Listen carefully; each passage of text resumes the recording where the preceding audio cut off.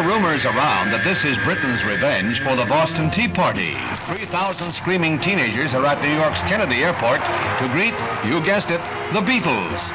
This rock and roll group has taken over as the kingpins of musical appreciation. In the 1960s, the British invasion rocked America, pun intended. The Rolling Stones, The Who, and of course, the Beatles. Their influence was everywhere, even in the heart of the Midwest, inspiring a St. Louis group of teens to pursue a dream as big as their sound. They were called the Aerovons, taking the name from a defunct group who inspired band leader Tom Hartman. Tom assembled the Aerovons with one vision in mind: to be the next Beatles. And they didn't just dream it, it almost happened. Take us back. Where do you want to start? You want to start with, More than 55 years later, Tom Hartman from his Florida home retells his almost famous story.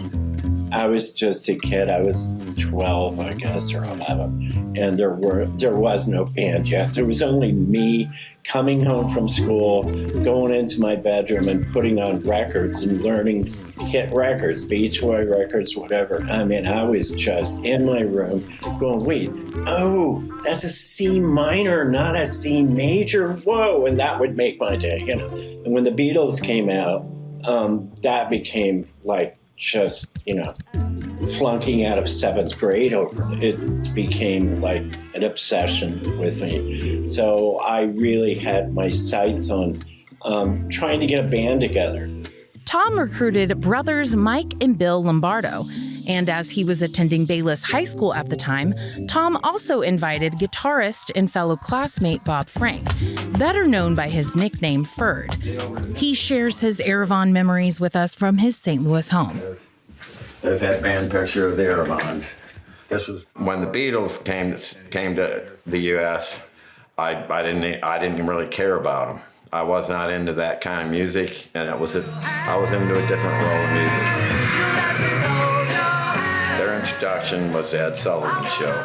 My mom talked me into coming into the living room one night. She goes, "You got to see this," and I saw that, and then came back to school with my hair combed down. And then Tom approached me. Hartman was excellent. I learned so much from him. And we became best friends. So now I'm an Aerovon. And here's where the story really starts. The Aerovons' success wasn't just driven by their fantasy of becoming as big as their British idols. In fact, this group of teens were dedicated musicians, working tirelessly to perfect their newly crafted sound. And they quickly became the go-to Beatles cover band, booking gigs all over St. Louis. But there was one key player that began to push them to the next level. But one day there was a thing in St. Louis called Last Train to Clarksville. And the promotion in 1966 was they were going to take a train. It would go to Clarksville, Missouri for a few hours.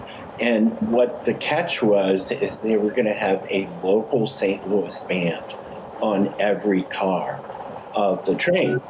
There were only so many cars, and only the best bands in St. Louis were going to make the cut. And, you know, we were all going, no, we're not known enough yet. My mom came in the room and said, "What is this now?"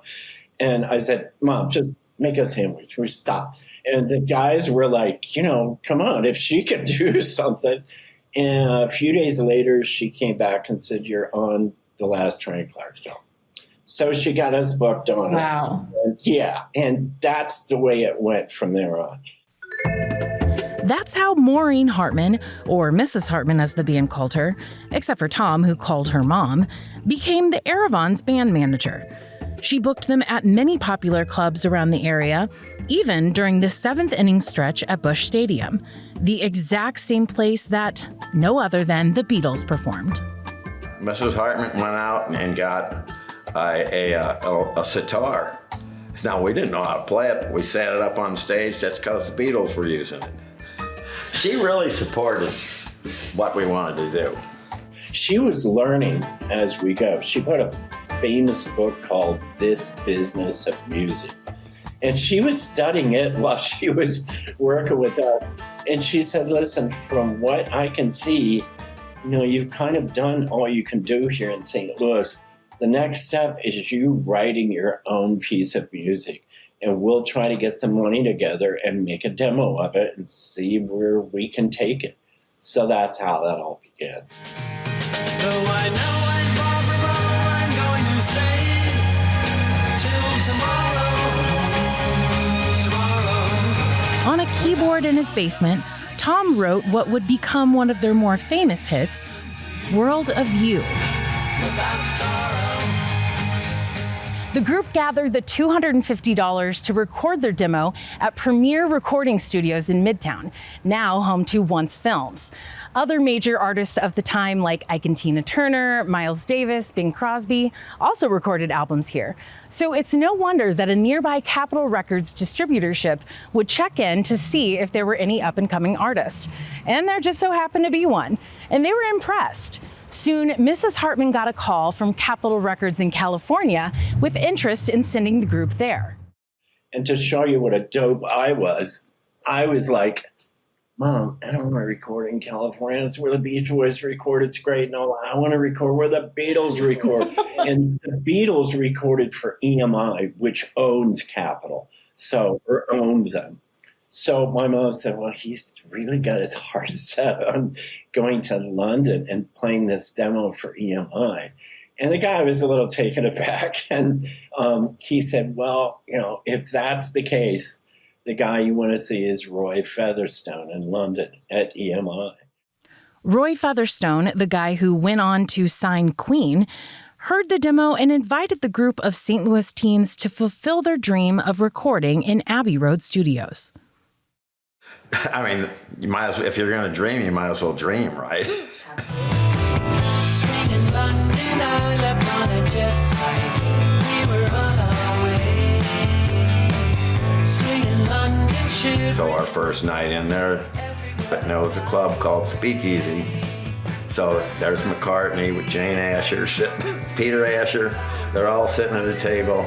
And it's like, oh my God, this is unbelievable. Never did I ever expect to stand in the same room with a Beatle, especially I was just a senior in high school then. And the next night we went back, and there was this black guy that walks in, he's got a bolero on, and Tom and me were making fun of him. Who does this guy think he is, Jimi Hendrix? Well, it was Jimi Hendrix.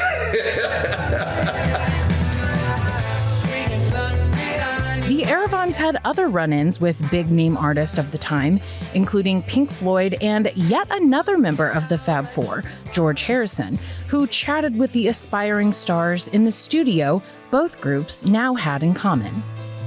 Sitting there realizing how many famous songs were made right in that room. It's A Hard Day's Night. It's I Want to Hold Your Hand. It's, it's Strawberry Fields. It's everything, A Day in the Life. It's everything they've done.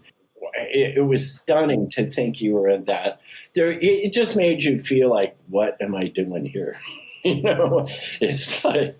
But of course, the studio wasn't just in the habit of letting teen garage bands hang out with what is arguably one of the most popular bands of all time.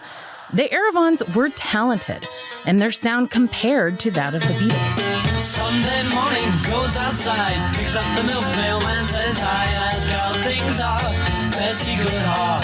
EMI expected them to take off, but fate had other plans.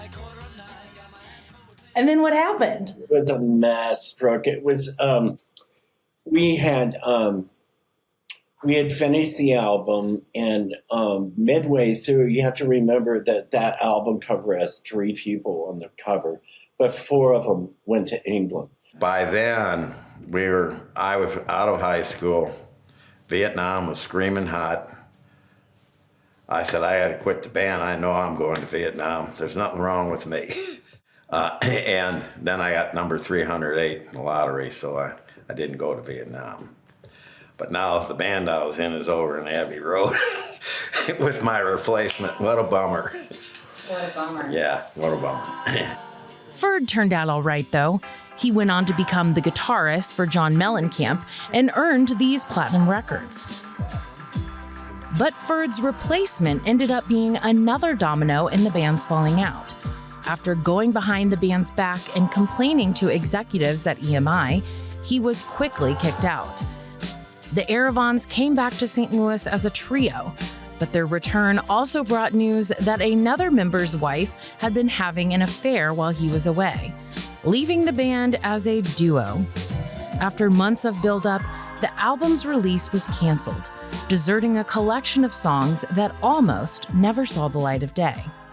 Well, in 2003, I got a call from England.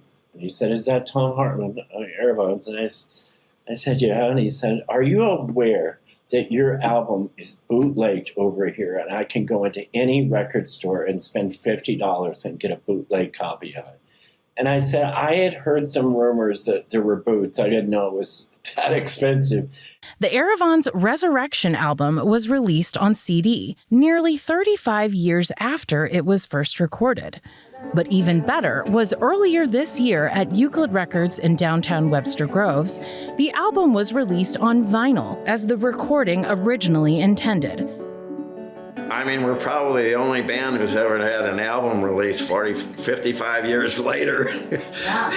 And so that's a story in itself. The beauty of it was a 17-year-old kid with other kids, and we made an album. And that was pure. We're not famous, but we have this cult following, I guess. I'll get random emails from like Germany and just strange places saying, just discovered the Aerovons and just, this is amazing, all that kind of stuff. And if it finds the people that like that, that's what it's for. A group that brushed against stardom but got lost in the shuffle. Their story is one of what ifs and near misses, but their music lives on. For Living St. Louis, I'm Brooke Butler.